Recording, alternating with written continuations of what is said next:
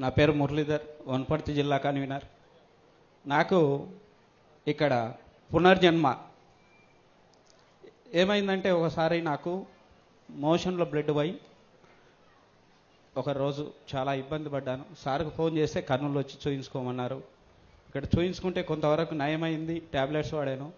ఆ తర్వాత మళ్ళీ 3 రోజులు ఇక్కడే ఈ హాల్లోనే ఉన్నాను. ఇక్కడే హేమంత్, సీనయ్య, బాలకృష్ణ వీళ్ళంతా నన్ను చాలా బాగా చూసుకున్నారు, వంట మనుషులు అందరూ కూడా. తర్వాత నేను ఇటు నుంచి సార్ సూచనల మేరకు మా దగ్గర వనపర్తికి వెళ్ళి టెస్ట్ చేయించుకున్నాను. ఒంట్లో బ్లడ్ 2.5 ఉంది.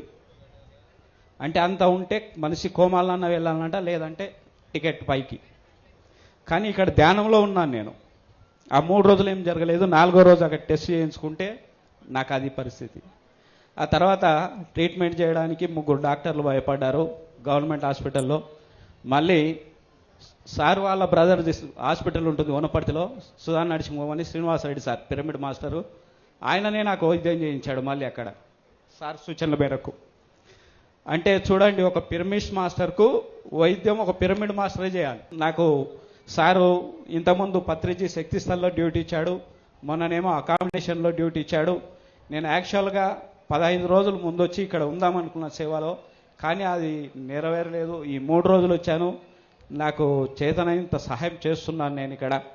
ఈ సేవలకు మా జిల్లా తరపు నుంచి రేపొద్దున ఏ సహకారాలు కావాలన్నా, ఇప్పుడు మాకు కర్నూలు డిస్టిక్, మామనాడు డిస్టిక్ నడిపొడ్డున ఉంటుంది ఇక్కడ ఇది.